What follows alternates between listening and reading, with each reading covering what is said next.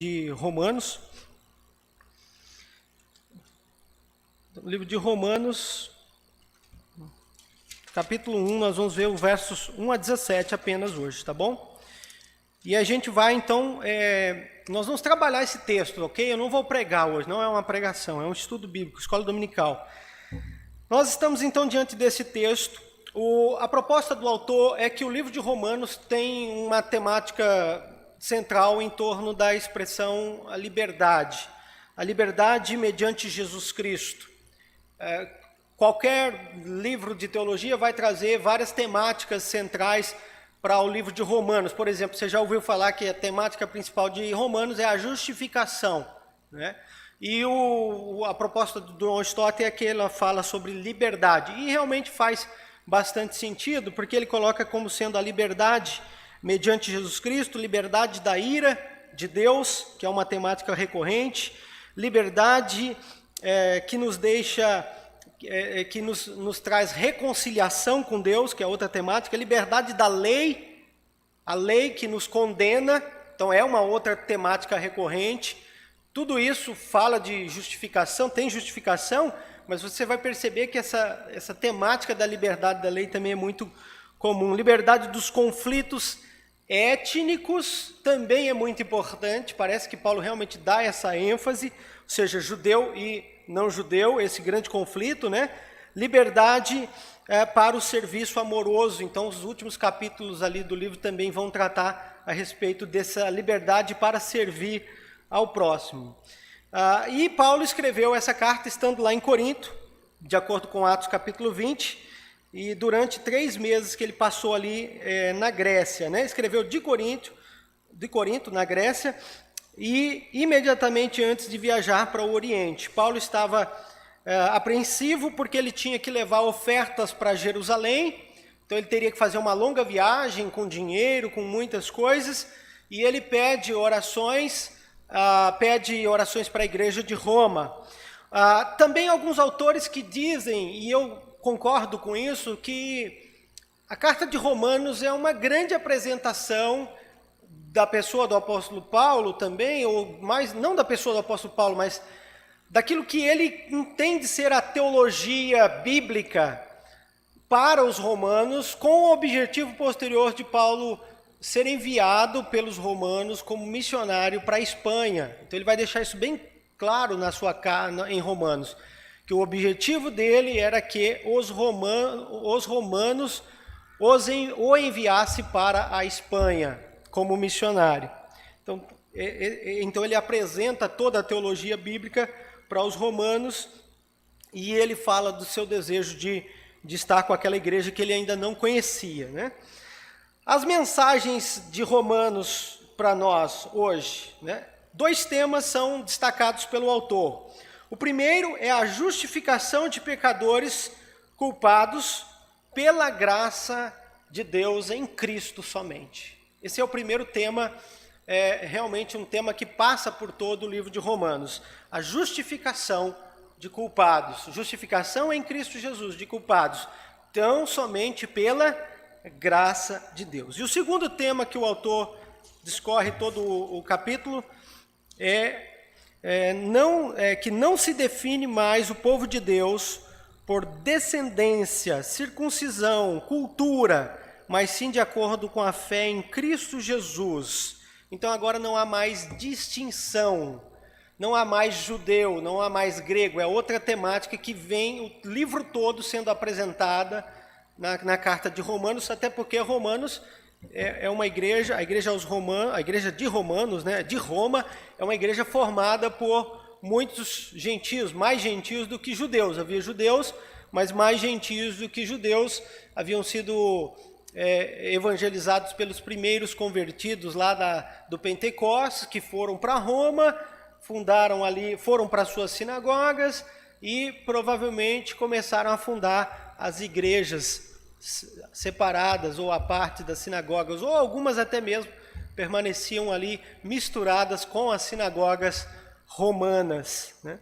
Então são 2 temáticas, a primeira é de justificação em Cristo Jesus tão somente pela graça, e a segunda você vai ver o tempo todo que não há mais distinção entre distinção étnica, né? Então, qual é o objetivo de mostrar essas duas coisas para nós? Mostrar para nós, nos ensinar a humildade, porque a justificação, ela humilha o homem e mostra a graça salvadora de Deus, e mostrar a unidade, a comunhão, porque quando não há mais separação, então tem que haver necessariamente comunhão, comunidade, né? Então são esses os objetivos aqui do autor para nós.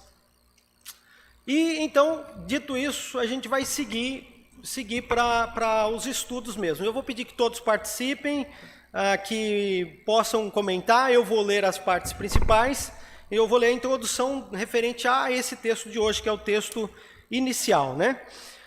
Como seria viver como cristão na época do primeiro século? Você estaria na capital do Império Mundial, os maiores esportes, artes políticas estão centrados ali na sua cidade, nas ruas. Você escuta uma dúzia de línguas, religiões de todos os tipos misturam-se e uma grande agitação. Você ouviu falar do cristianismo por um judeu que lhe contou que esteve presente em um evento inacreditável aos 2.000 quilômetros em Jerusalém, onde uma sala tremeu e apareceram línguas de fogo e pessoas falaram em outras línguas, e todos falaram em várias línguas, e aí então o povo começou a se espalhar. Houve um mártir chamado Jesus que morreu para salvar as pessoas. Alguns dizem que ele ressuscitou, mas ele morreu como se fosse um criminoso e voltou à vida.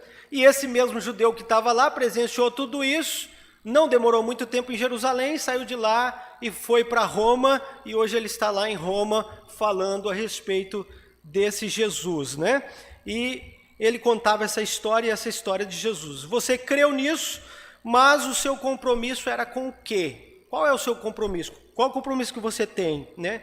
Era com quem, né? Com quem que era? Como é essa nova fé? Então essa carta de Romanos é uma carta para satisfazer esse tipo de pessoa que está lá e não sabe praticamente nada a respeito de Cristo Jesus. Por isso que Romanos é um compêndio teológico muito forte.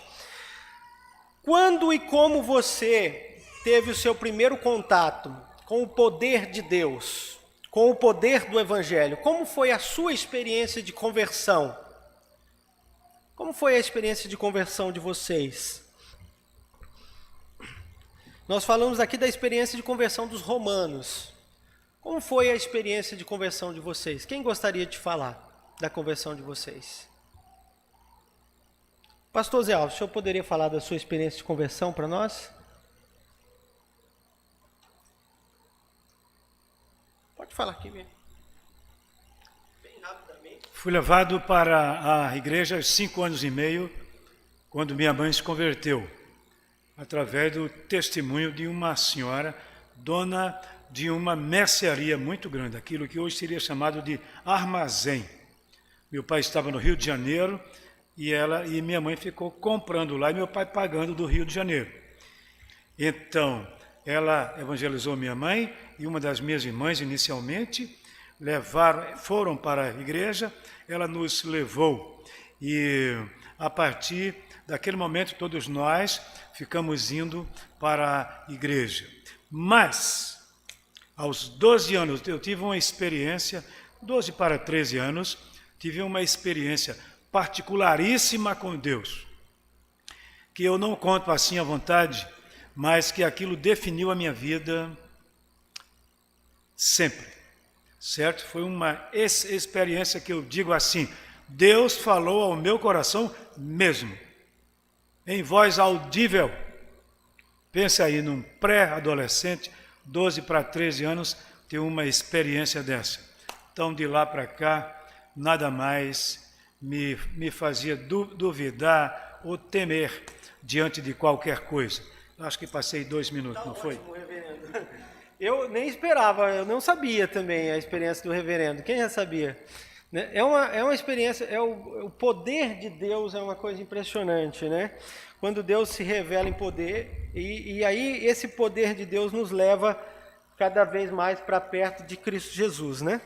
Então, irmãos, como foi a sua? Pense nisso. Vamos ler Romanos capítulo 1, a gente vai ver só os primeiros 7 versículos agora e comentar um pouquinho deles, tá bom? Então leia aí, vamos ler. Eu vou pedir então a um de vocês que leia Romanos capítulo 7. Aliás, eu vou ler para poder sair na filmagem, não é isso? Tem que ler aqui, não é isso? Então vamos lá. Romanos capítulo 1, diz assim: Paulo, servo de Jesus Cristo, chamado para ser apóstolo, separado para o evangelho de Deus, o qual foi por Deus outrora prometido por intermédio dos seus profetas nas sagradas escrituras, com respeito a seu filho, o qual, segundo a carne, veio da descendência de Davi e foi designado filho de Deus com poder, segundo o Espírito de santidade, pela ressurreição dos mortos, a saber, Jesus Cristo, nosso Senhor.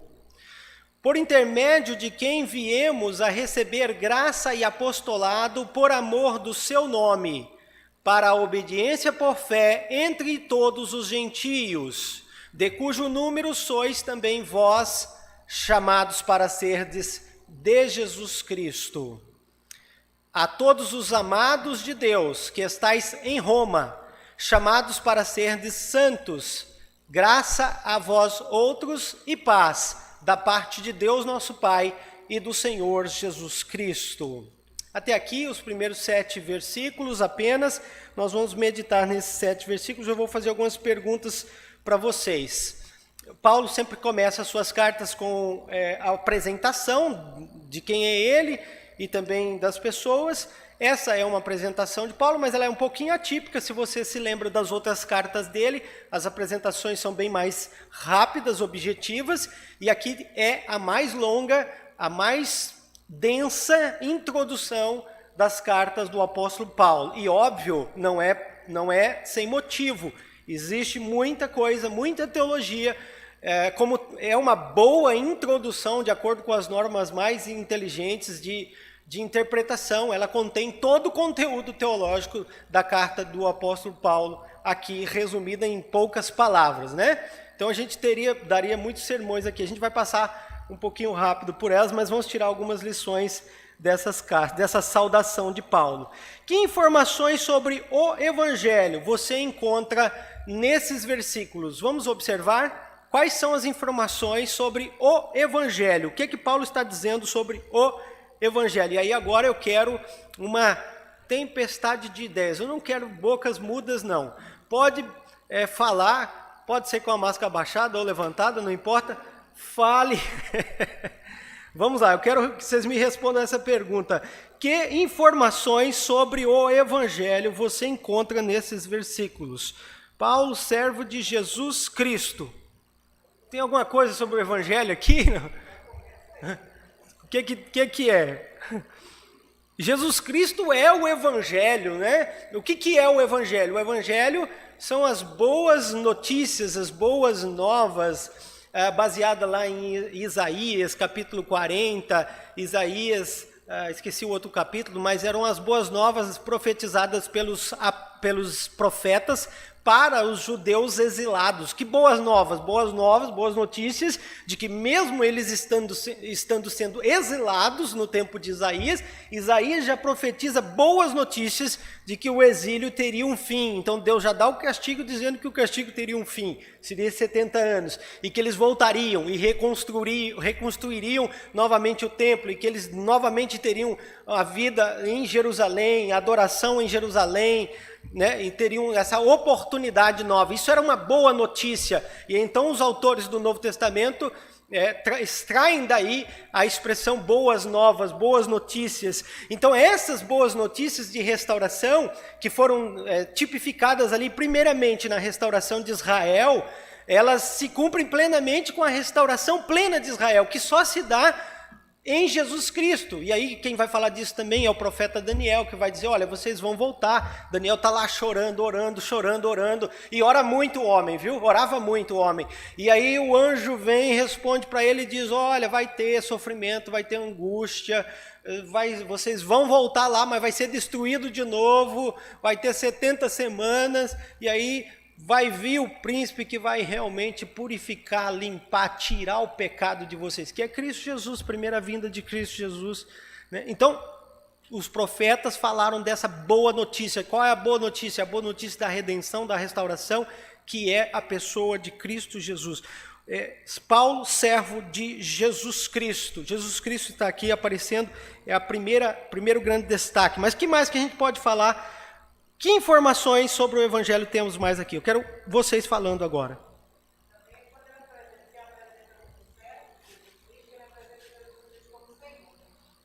Ótimo contraste, né? Ele é servo, Jesus é Senhor. Chamado para ser apóstolo, separado para o Evangelho de quem? É de Deus ou é de Jesus, gente? É de Deus ou é de Jesus? Dos dois, né? O Evangelho é dos dois, né? O Pai e o Filho aqui. O Evangelho de Deus, o qual foi por quem? Por Deus outrora prometido por intermédio de seus profetas. O Evangelho é novo? Qual é a origem do Evangelho? Os profetas, né?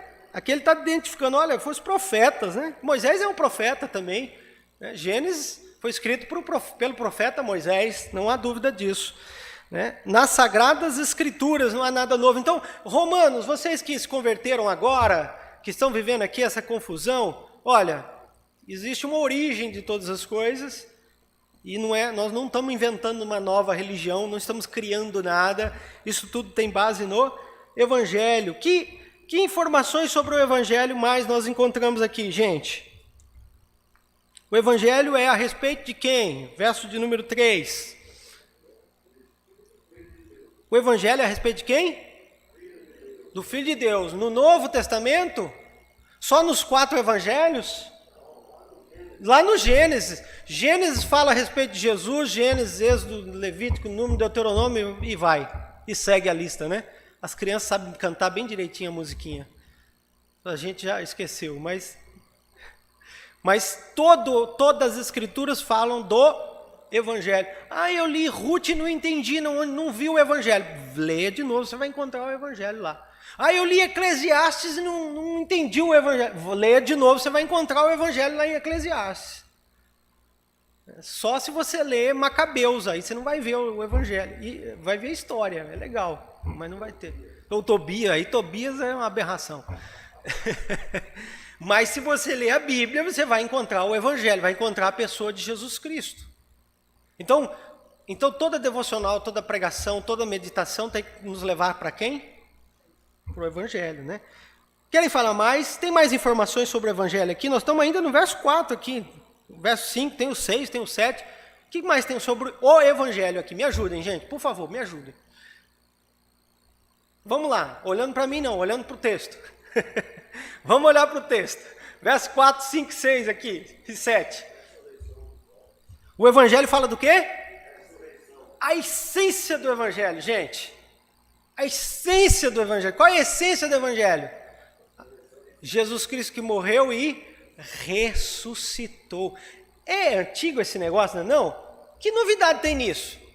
Tem novidade para você nisso? Na ressurreição de Cristo Jesus? Tem novidade para quem está doente? Tem novidade para quem está com medo de morrer? Tem novidade ou não tem? Para quem está com medo de morrer?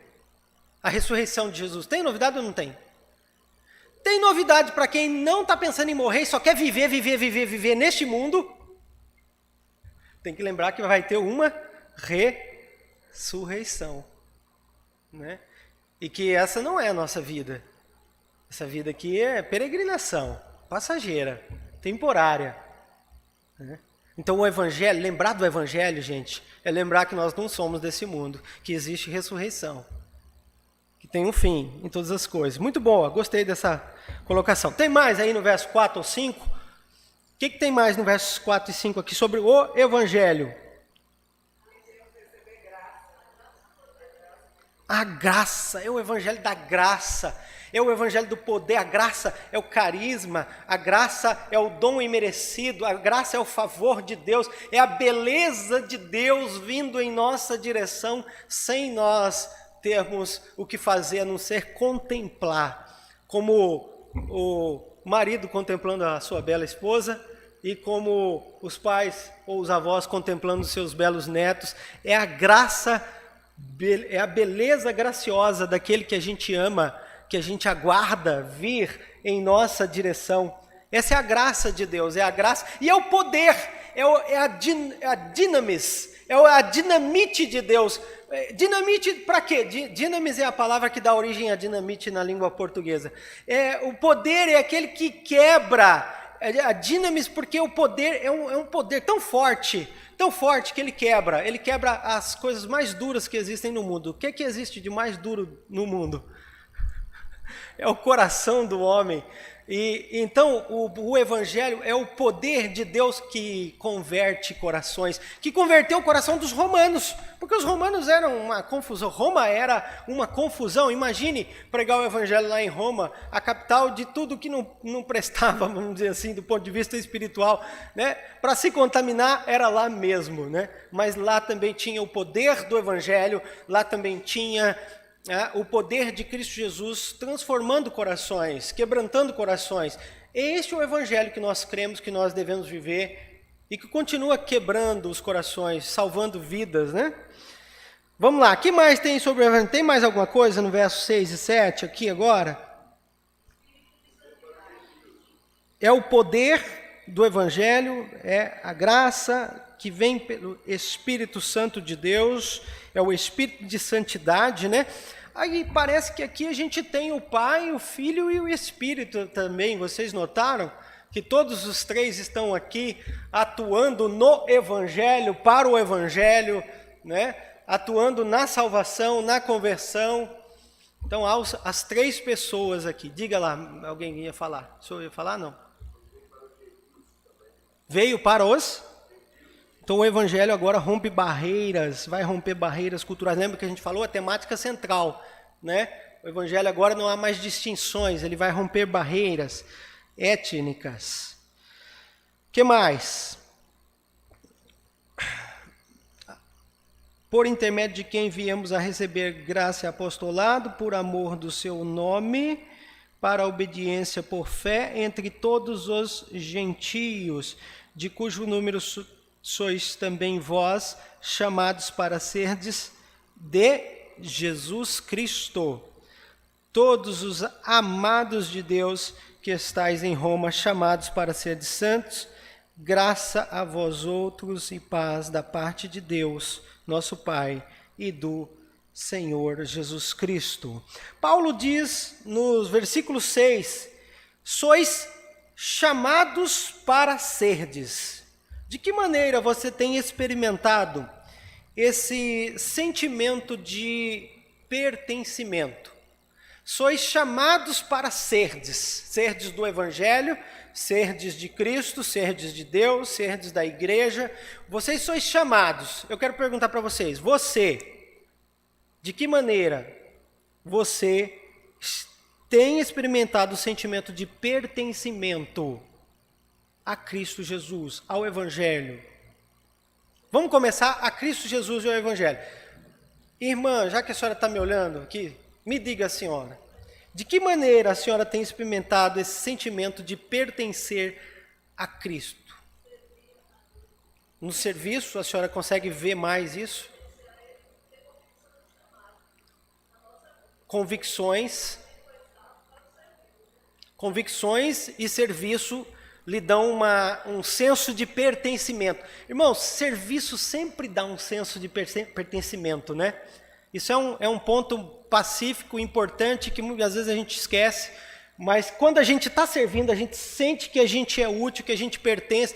Para de trabalhar para você ver. Seja no mundo secular, ali no seu trabalho, ali, né, se é que existe esse mundo secular. Brincadeira, não existe mesmo não. Mas seja na sua atividade extra-igreja, seja na tua atividade da igreja, se você para de servir a Deus, você sente que você não pertence mais.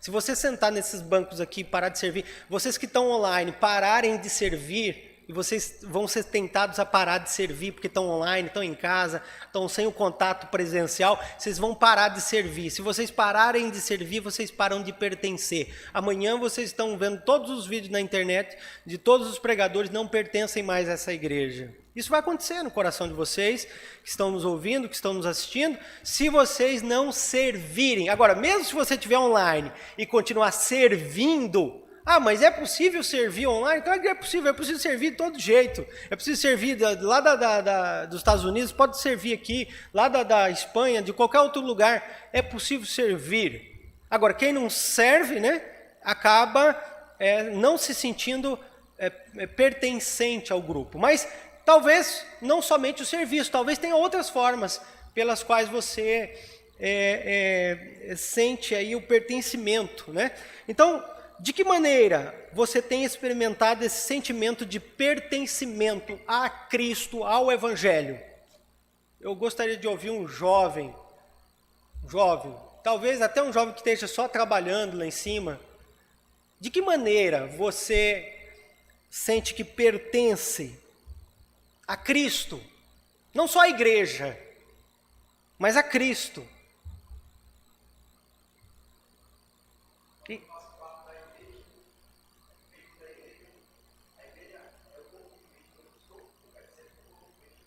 Quando faz parte da igreja, você sente do corpo, você consegue, você mira essa ideia de corpo, isso te anima, isso te faz pensar, eu sou do corpo, eu sou de Cristo.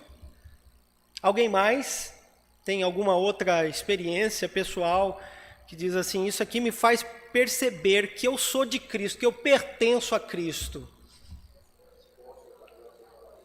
Resposta às nossas orações. Isso é uma coisa maravilhosa.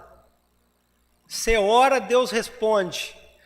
E não é só resposta positiva não é verdade? Resposta negativa também, porque às vezes a gente fica, resposta é tudo que Deus falou de ok, né? Às vezes Deus disse de negativo, mas ficou tão claro que Deus disse não, que você falou, nossa, que legal, Deus disse não, é não, acabou-se.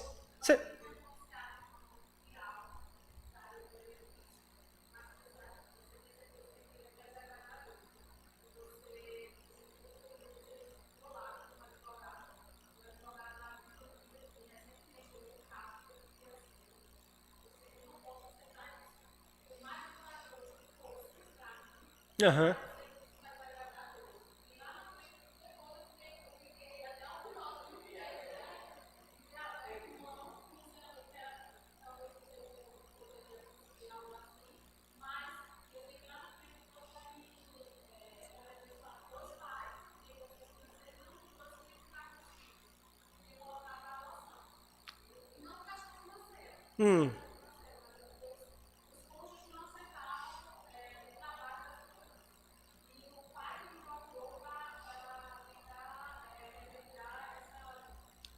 Essa disputa.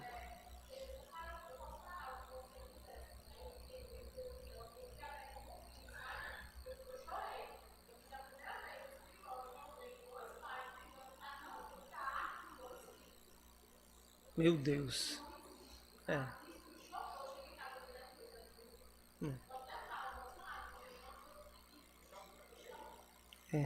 E então o Rafa disse que essa capacidade que vem do Evangelho, que vem do alto, que vem só para os crentes, de dizer não ao mundo, não ao pecado, não aquilo que fere a sua consciência com Deus.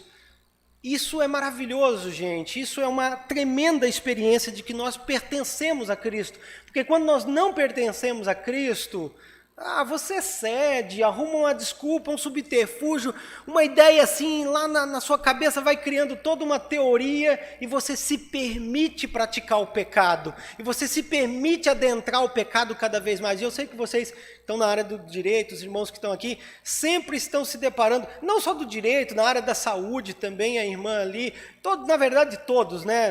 O engenheiro, em todas as áreas da vida a gente vai se deparar com situações onde quando a gente vence o pecado pela graça, a gente fala, eu sei que eu sou de Deus, porque eu fui tentado a não vencer esse pecado, eu fui tentado a ceder. Muitas vezes você é tentado, outras vezes não. Mas muitas vezes você é tentado a ceder ao pecado. E quando você resiste o pecado, isso é uma evidência clara de que você pertence a Cristo Jesus. Isso é maravilhoso mesmo, muito bom esse testemunho seu, viu? No verso 5 agora, nós não estamos em ordem cronológica não, estamos em ordem temática. No verso 5, Paulo fala da obediência por fé. De que modo a obediência e a fé são ligadas por natureza? Obediência por fé, né? De que modo, então, a obediência e a fé são ligadas? Quem pode me responder essa pergunta? Tem tudo a ver com o que a gente está falando, né? De que modo a obediência e a fé estão ligadas, né? Por intermédio de quem viemos a receber graça e apostolado por parte do seu nome, para a obediência por fé entre todos os gentios. A pergunta é mais relacionada mesmo à vida prática. De que modo a obediência e a fé estão relacionadas? Vamos lá, gente, bora! Só obedece se você crê. Se você não cresce, você não ia obedecer. Por que você ia obedecer um negócio desse? Qual o problema de você ceder um pecado? Qual o problema de você andar num determinado caminho que você sabe que não agrada a Deus? Mesmo que não seja o pior caminho do mundo. Quem que ia saber disso? A igreja ia saber? O pastor ia saber? Moralmente não é tão, né, ruim assim. Até moralmente injustificável pela sociedade. Então a obediência realmente só existe quando você crê. E todo mundo que obedece sem fé não é agradável a Deus. Porque quem obedece sem fé se arrepende e vai desobedecer depois, né? Então a obediência e a fé estão intimamente ligadas. Veja os versos de 1 a 7. Sim.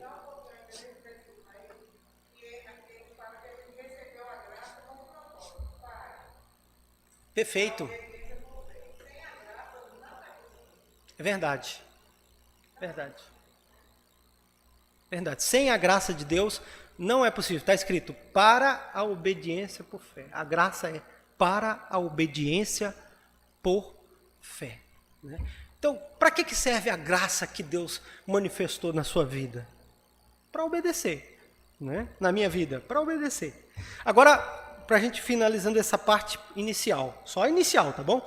Versos 1 a 7. O que você aprende sobre Paulo agora, tá? Paulo por último, tá bom, gente? O que você aprendeu sobre Paulo? Chamado para ser apóstolo. Separado. O que significa separado?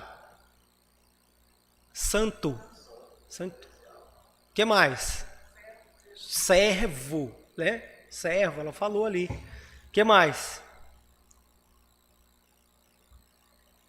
O que a gente pode falar de Paulo aqui?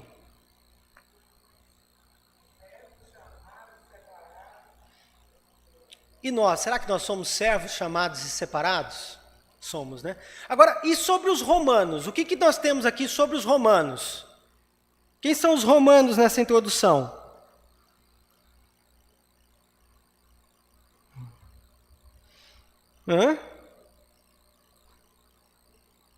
Olha, Paulo, servo de Jesus Cristo, chamado para ser apóstolo, separado pelo Evangelho de Deus, ao qual foi por Deus outrora prometido. Prometido para quem? Prometido para os romanos, gente. Os romanos são alvo da promessa de Deus. Isso é maravilhoso. Nós somos alvo das promessas lá de Gênesis. Deus tinha eu e você como alvo das suas promessas, né? Por intermédio de seus profetas nas Sagradas Escrituras com respeito ao seu filho, segundo a carne, veio da descendência de Davi, falando sobre o Evangelho ainda, a historicidade do Evangelho, né, gente? Foi designado Filho de Deus com poder, segundo o Espírito de Santidade, pela ressurreição dos mortos, a saber, Jesus Cristo, nosso Senhor, por intermédio de quem viemos a receber graça, apostolado por amor do seu nome, para a obediência por fé entre todos os gentios. Então, quem são os romanos aqui? Os romanos são aqueles que são chamados à obediência e à fé, de cujo número sois também vós chamados para ser de Jesus Cristo. Os romanos são chamados para ser de Jesus Cristo. A todos os amados de Deus, quem são os romanos? Eles são amados de Deus. Vocês são amados de Deus. Nós somos amados de Deus, assim como os romanos também foram. Eu já estou aplicando isso para nós, né? Todos os amados de Deus que estáis em Roma, chamados para quê? Serdes santos. Graça a vós outros, também são alvos da graça, da paz. Da parte de quem? De Deus o Pai e do Senhor Jesus Cristo. Então, aqui nós temos, gente, um resumo do que o apóstolo vai falar em toda a carta de Romanos. E vocês observaram qual é a palavra que mais aparece aqui nesses 7 versículos? Qual é a palavra? Mas não é uma palavra só. É uma palavra, mas é uma pessoa que mais aparece aqui. Mas na verdade não é uma palavra, nem é somente uma pessoa.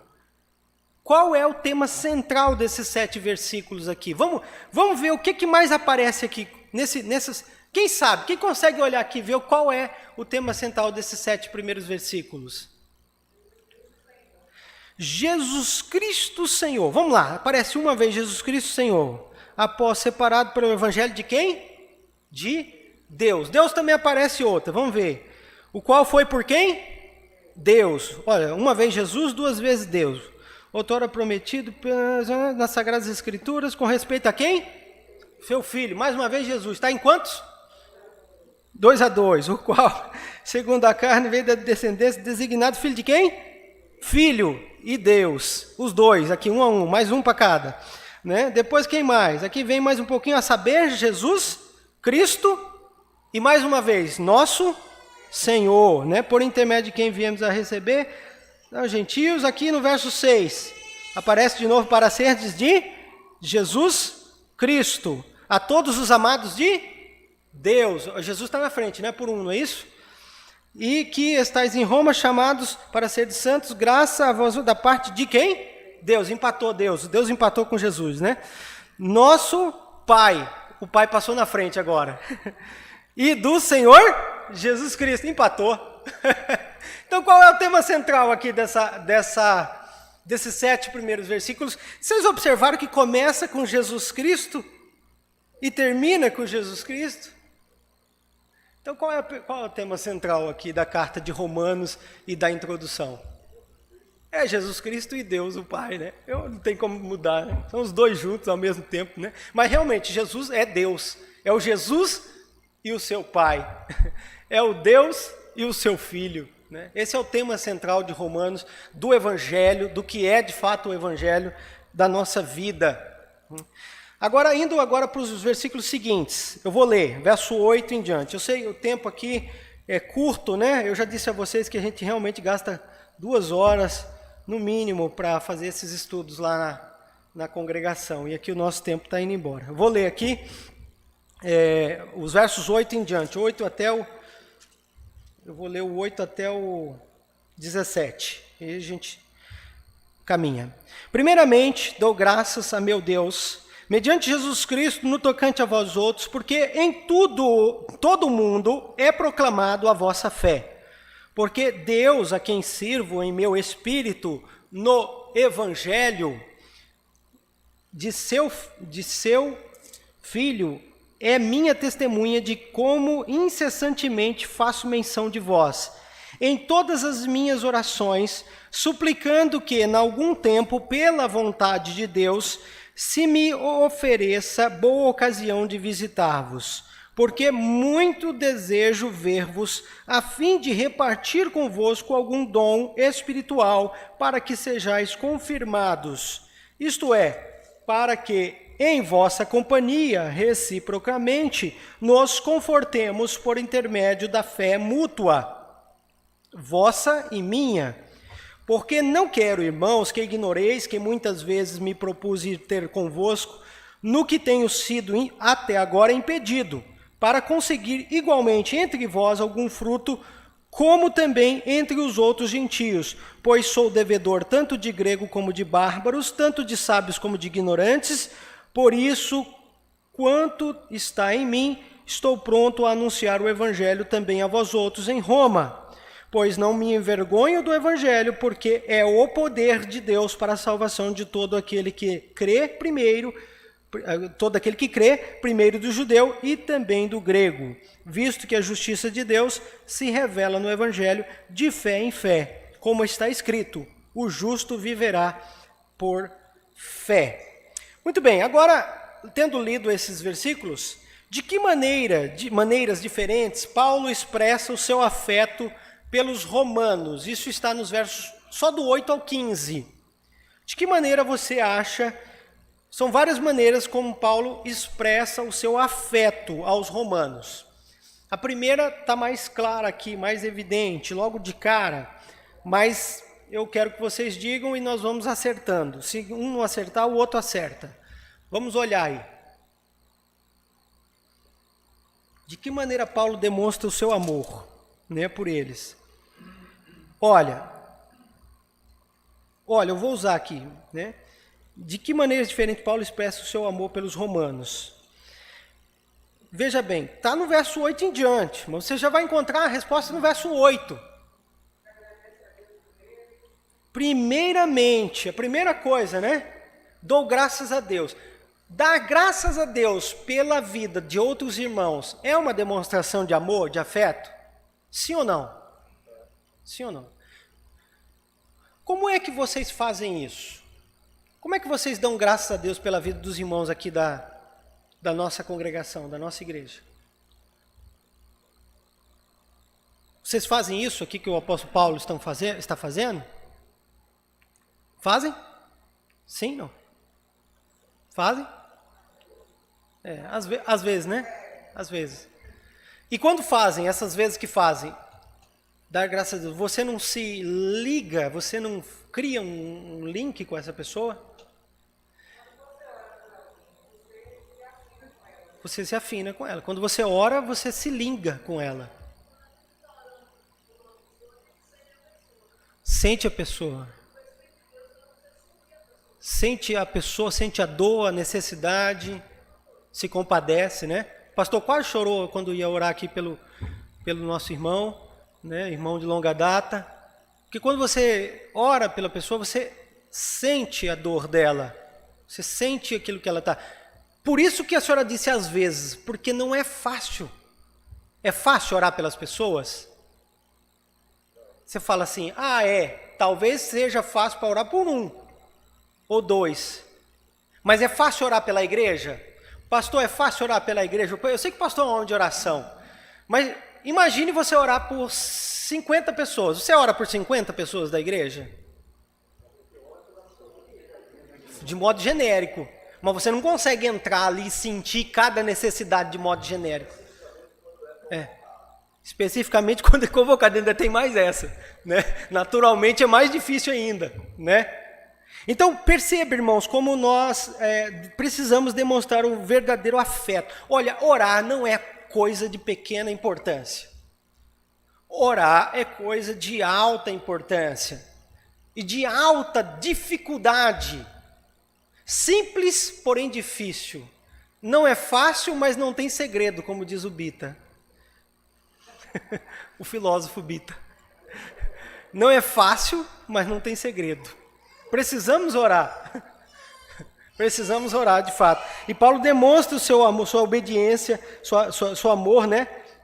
Pelos romanos aqui, expressa isso orando por eles. Alguma outra maneira, como ele se expressa aqui? Ele não só quer orar pelos romanos. O que mais ele quer fazer pelos romanos? Ele quer visitar. Quando você ora por alguém, você se importa pela pessoa e você vai até a pessoa. Você vai visitá-la. Você vai lá sentir com ela. Paulo quer visitar os romanos.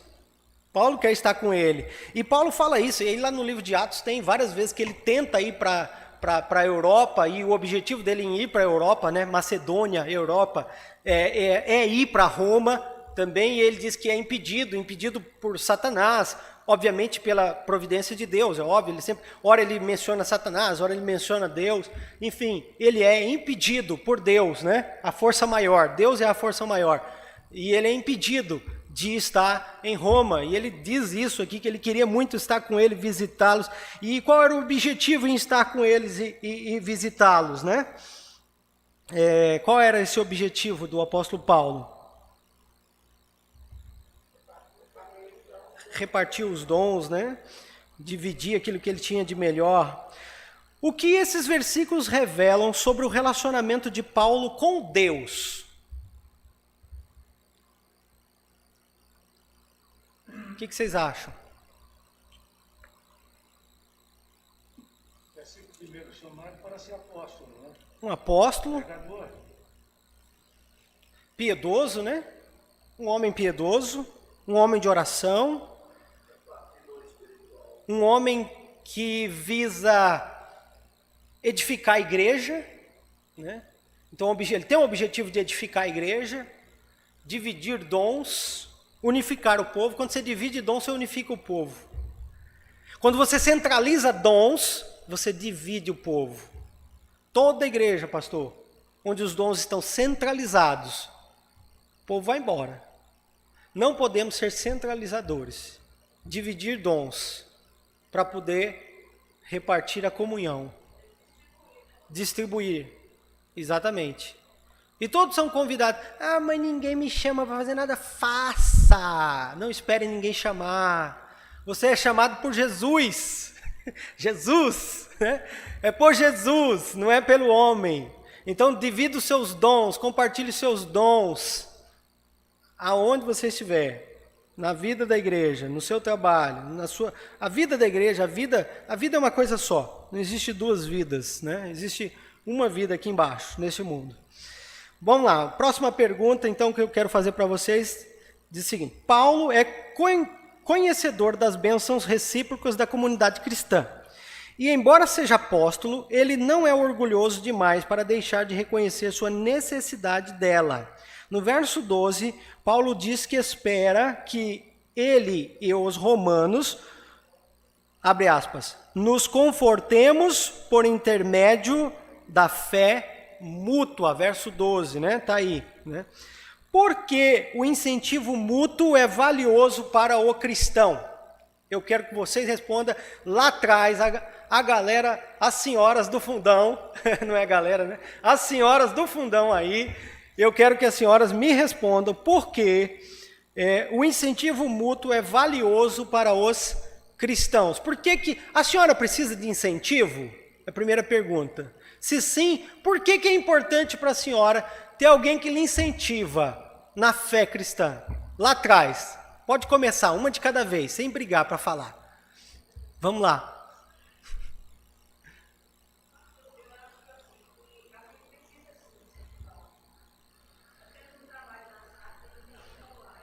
Sim.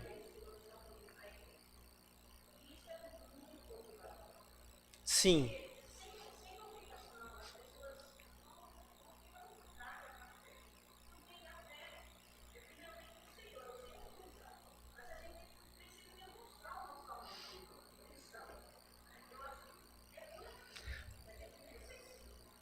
Daqui, gostei. Agora as duas aí.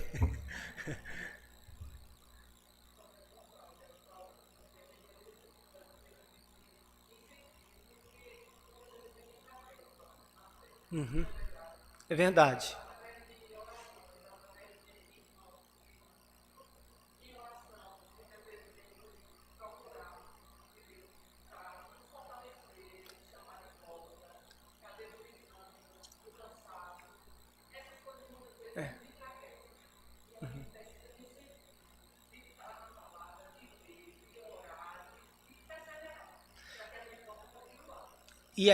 E a gente precisa de incentivo para a gente, mas a gente também precisa incentivar os outros. Por quê? Porque hoje você incentiva alguém. Amanhã aquele alguém que você incentivou vai lhe incentivar. Quem nunca passou por isso? Eu já passei. Eu já passei. Então, olha essa expressão que a gente está aí no verso 12, né? Nos confortemos por intermédio da fé mútua. Gente, conforto. Eu preciso de conforto. Eu preciso do conforto que vocês podem me dar, me incentivando. Eu preciso. O reverendo Zé Alves precisa do conforto de vocês. Olha, vamos acabar com aquele mimimi de que não tem espaço para as emoções na fé cristã. Se a gente não tiver emoções na fé cristã, a gente vai ter que buscar ela lá no consultório, lá no consultório dela. Se a gente não trabalhar as emoções saudáveis, biblicamente saudáveis, a gente vai trabalhar lá com a opinião de terceiros. Não estou criticando os psicólogos, não. A gente tem várias irmãs preciosas psicólogas aqui na igreja. Todo o apoio ao trabalho das irmãs, né? Mas negar que nós somos seres que precisamos de conforto, de consolo, daquilo que você falou, de uma motivação. Qual é a motivação? Minha motivação é Jesus. Minha motivação é a palavra. Espera! Deixa você estar na crise para ver essa sua arrogância onde vai terminar, né? É claro que a nossa motivação são as escrituras, é a palavra, mas nós somos seres humanos e nós precisamos ser confortados, incentivados mutuamente. Essa é a verdadeira unidade da igreja, é a comunhão da igreja. Então, não deixe de dar uma palavra. A gente não dá palavra para ninguém mais, porque parece que dar palavra é coisa de pentecostal. Ele não acha, irmão, que saudade, eu senti. Ou então, quando dá a palavra, dá de forma errada, né? Então, dá de forma abrupta, às vezes até dura, né? Então, nós precisamos rever isso. Por quê? Primeiro, todos somos emocionais, vamos adoecer, se não revermos isso, né? Vamos adoecer e vamos achar que a doença emocional é meramente, né, uma fraqueza. É uma fraqueza que pode ser resolvida se nós, biblicamente, nos incentivarmos uns aos outros. Isso. Do Evangelho. Exatamente. É verdade.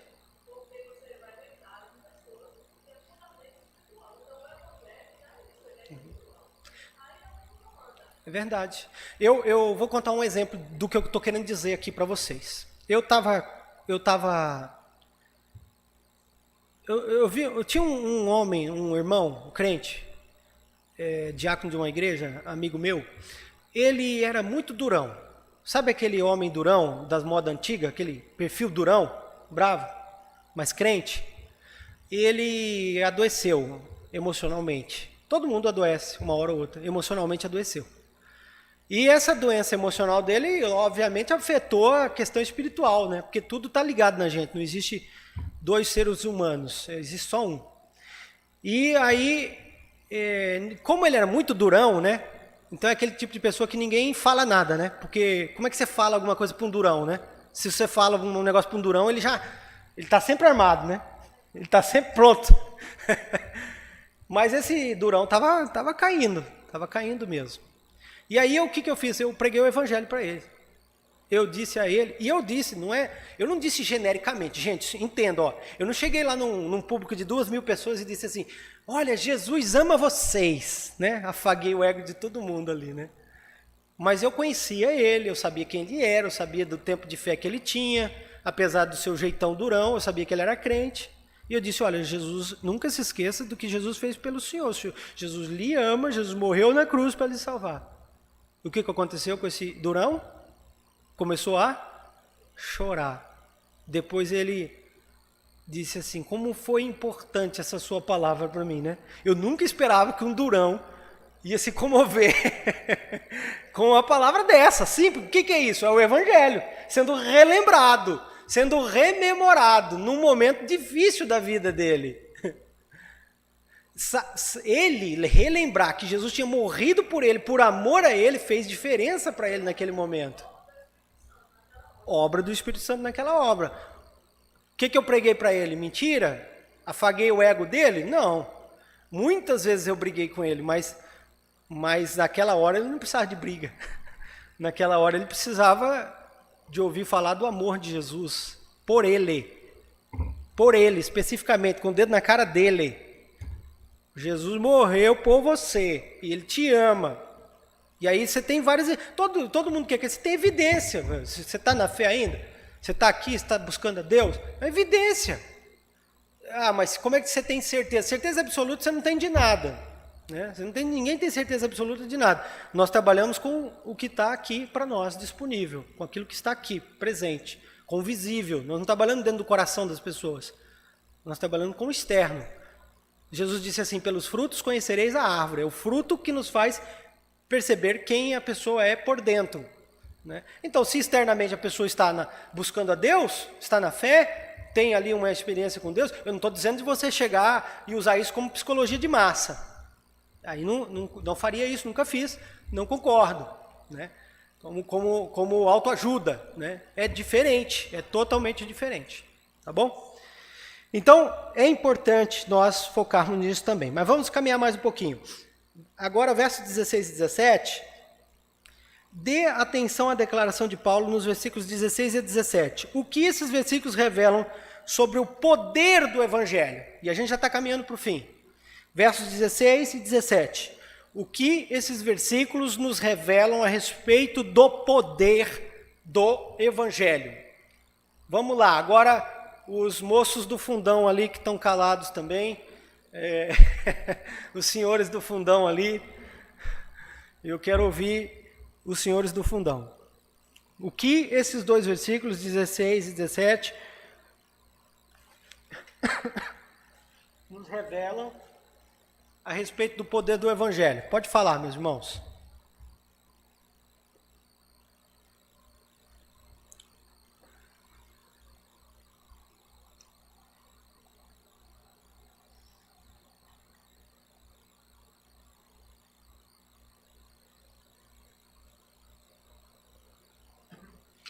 Pode falar também. São os moços do fundão.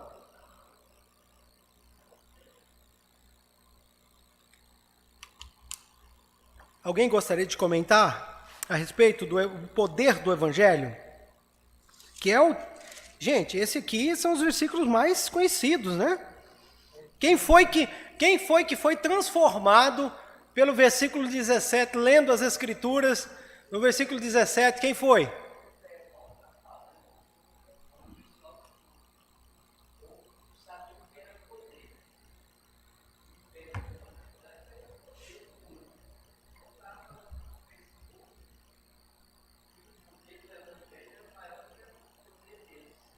Que coisa linda!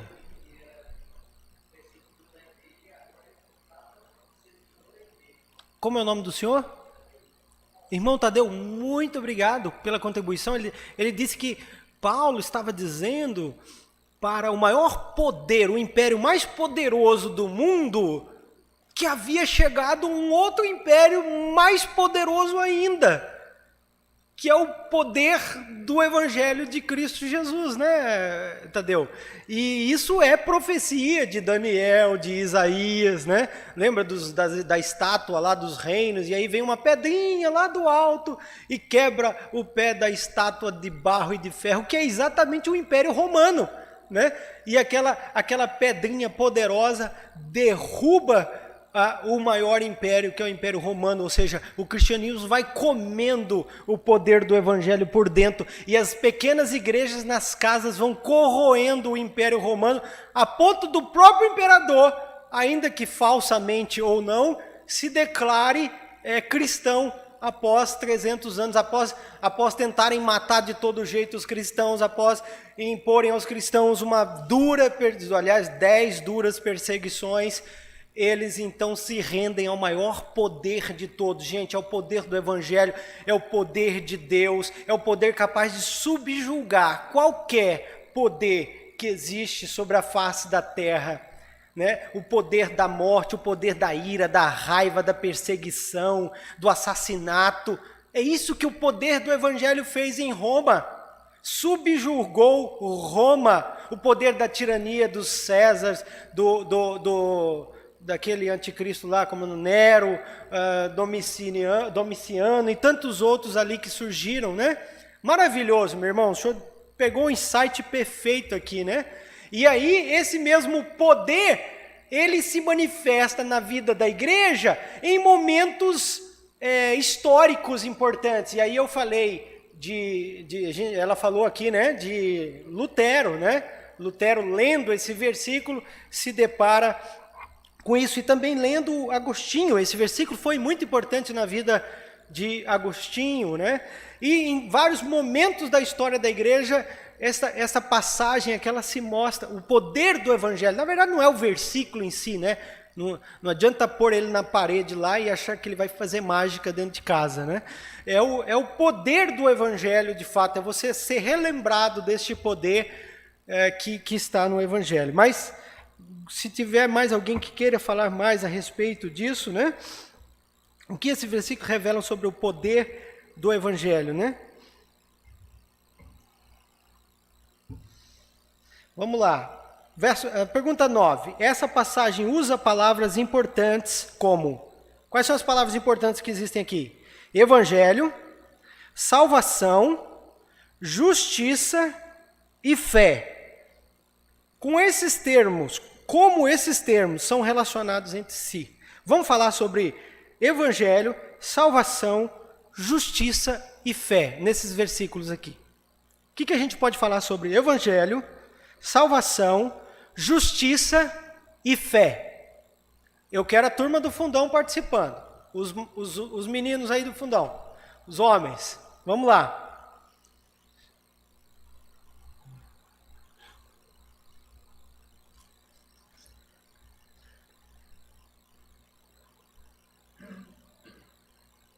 Não me envergonhe do evangelho, porque o evangelho é o poder de Deus para a salvação de todo aquele que crê, primeiro do judeu e também do grego. Não me envergonho do evangelho, né? Não me envergonho do evangelho, porque é o poder de Deus para a salvação de todo aquele que crê. Então veja que o poder de Deus, ele tem um objetivo, ele tem uma especificidade. É o poder de Deus, poder do evangelho, para todo aquele que crê. Quem não crê, não consegue ver este poder. Não consegue sentir este poder, né? Quem não é justificado, não consegue entender este poder. Quem não é justificado vai crer quando Deus o justificar. Mas ele ainda não entende. Mas vai crer, porque Deus quem justifica. E a partir do momento que ele é justificado, ele então consegue entender este poder. Justificação, poder, fé, salvação. Como esses termos estão relacionados? Ninguém mais vai falar nada?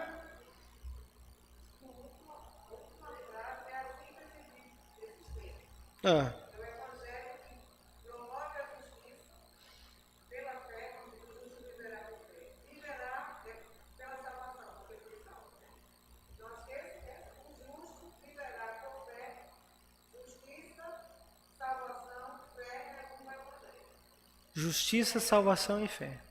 Resume o evangelho. Muito bom. Muito bem.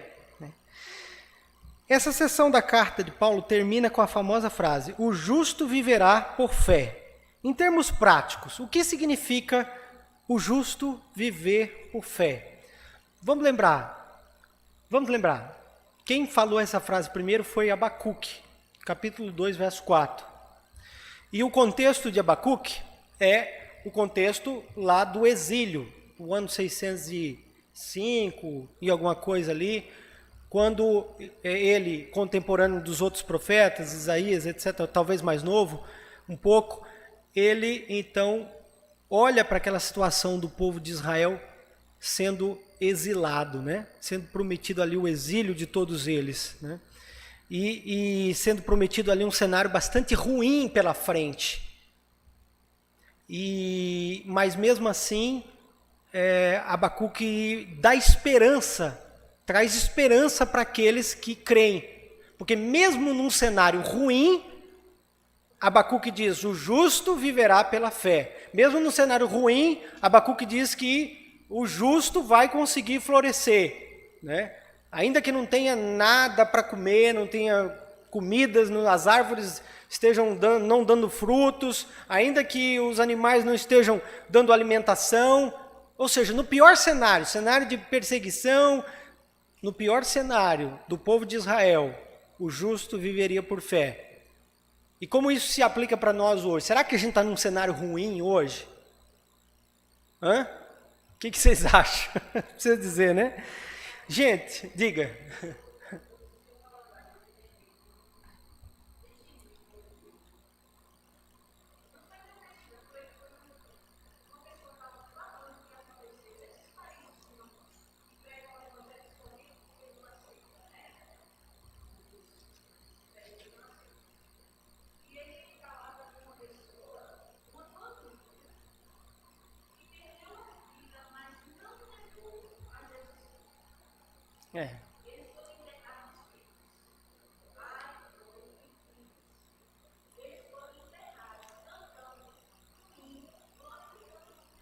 Que coisa...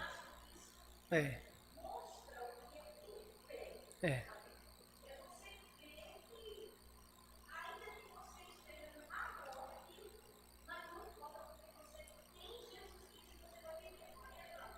verdade. É fantástico, é fantástico. É fantástico.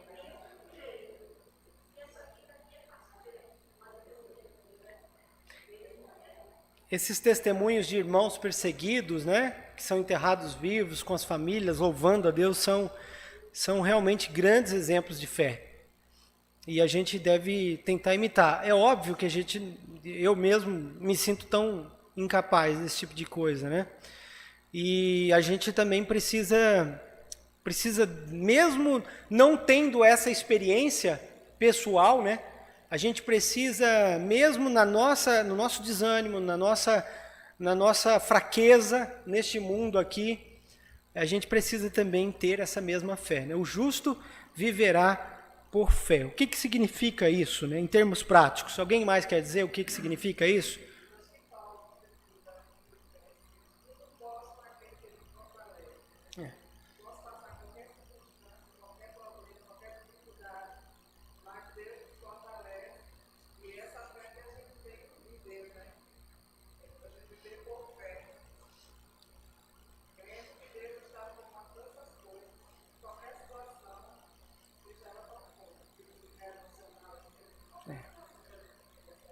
Verdade. A justiça de Deus se revela no Evangelho, de fé em fé.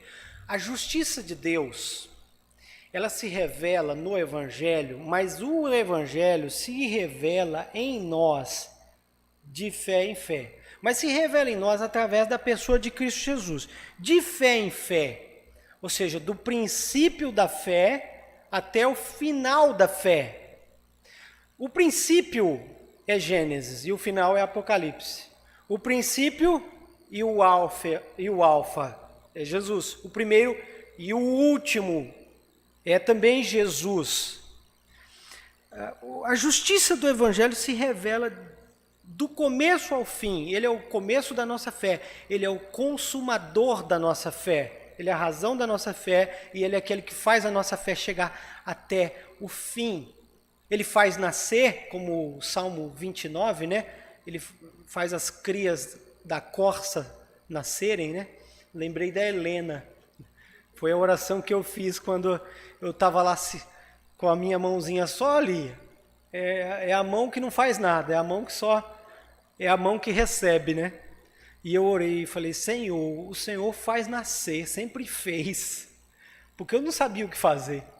A única coisa que eu sabia fazer era botar a mão por baixo. E aí a Helena botou a cabecinha para fora. Aí eu pensei, eu puxo, não puxo, aí o Espírito Santo de novo, né? O Senhor faz nascer. O Senhor sempre fez nascer. Aí a Helena saiu, nasceu. O Senhor faz nascer, Ele é o princípio de todas as coisas, é o princípio da vida, seja humana, seja física, seja espiritual. Ele é o princípio e Ele é também o fim, Ele é o ômega, Ele é o final de todas as coisas. De fé em fé, significa isso. Significa ter Cristo Jesus, né? Significa entender o Evangelho e viver o Evangelho e ter o Evangelho. É ter o Evangelho revelado em nós, do começo ao fim. E aí você precisa começar bem, é importante começar bem, começar em Cristo, mas se você não começou tão bem, é importante que você termine bem. Não adianta nada ter, como diz o velho ditado, né? Nadar e morrer na praia. Lembremos das profecias de Ezequiel, que diz que pode o homem ter sido fiel, se chegar no fim ele abandonar o Senhor, ele não será salvo, né? Não é salvação condicional, não é isso não. Mas é a perseverança dos santos em Cristo, no Evangelho, de fé em fé. De Cristo a Cristo. De Cristo no início, a Cristo no meio, a Cristo no final. Então, de fé em fé, o justo viverá pela fé. Esse é o nosso desafio, né? E, resumindo então, terminando, né? Eu vou ler aqui o resuminho. Certa vez ele disse: ouvi James Stewart de Edimburgo num sermão sobre esse texto comentar com muita percepção que não faz sentido declarar que você não se envergonha de alguma coisa, a não ser que você tenha sido tentado a se sentir envergonhado dela. Então, veja bem, não faz sentido dizer eu não me envergonho do Evangelho se Paulo não tivesse sido tentado a se envergonhar. Paulo chega lá em Roma, uma cidade cosmopolita, uma cidade requintada, refinada, né? Cheia de tudo que o mundo moderno podia oferecer. E ele, um homem culto, inteligentíssimo, mas ele diz: eu não me envergonho do Evangelho e eu prego o Evangelho na sua simplicidade. Exatamente. Ele experimentou esse poder de Deus. E aí ele...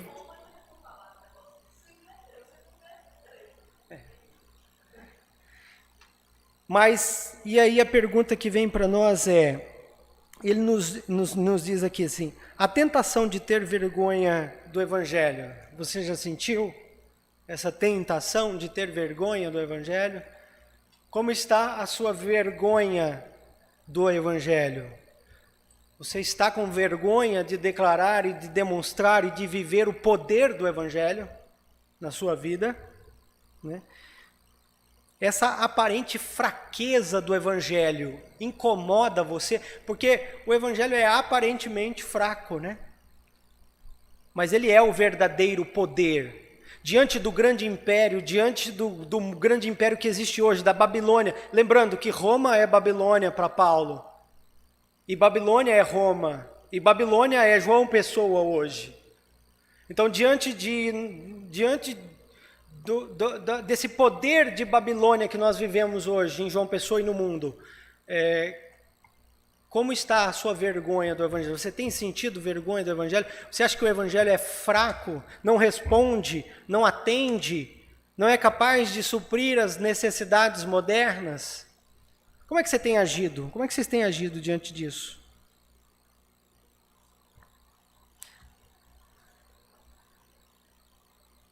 Primeiro, vocês acham que isso é um fato? O Evangelho está aparentemente fraco, enfraquecido diante de Roma? O que vocês acham? Não? Como é que o Evangelho revela seu poder, então sua força hoje, nos nossos dias, agora?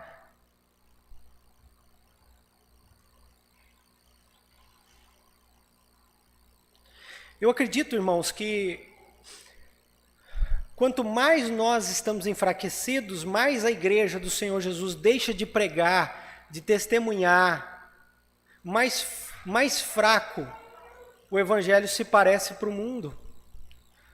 Quanto mais nós vivenciamos os dramas deste mundo sem apresentar o Evangelho como sendo a solução, mais fraco é o Evangelho que nós comunicamos a este mundo. E o Evangelho, nesse sentido, estaria realmente muito enfraquecido. Porque o Evangelho não está oferecendo respostas para os dilemas deste mundo, ultimamente. Mas isso é porque nós não estamos oferecendo o Evangelho puro e simples para as pessoas. Porque no fundo, nós às vezes duvidamos. Muitos que nos assistem duvidam de que a pessoa de Cristo Jesus, que morreu na cruz e ressuscitou por amor a nós, para nos dar uma nova vida, isso não supre, não atende, não resolve o problema do meu medo, da minha doença, da minha falta de dinheiro, não resolve.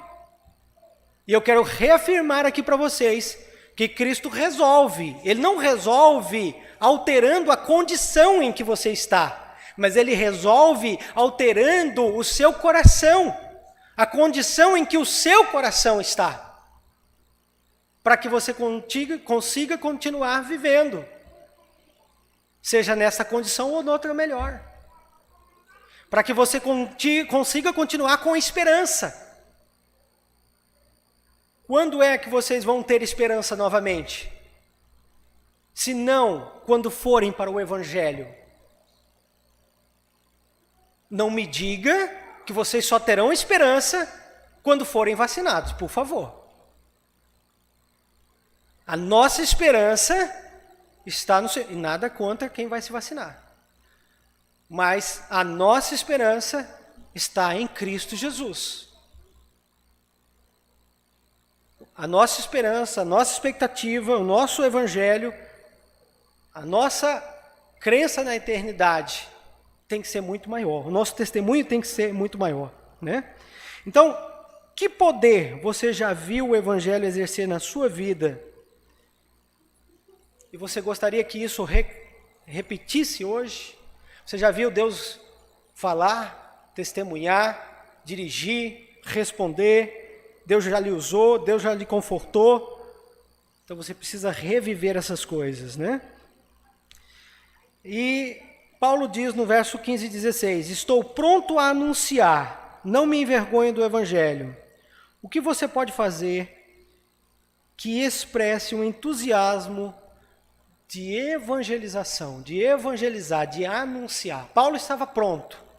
O que você pode fazer para também anunciar este Evangelho para as pessoas que estão precisando? Gente, mais do que nunca, as pessoas estão precisando.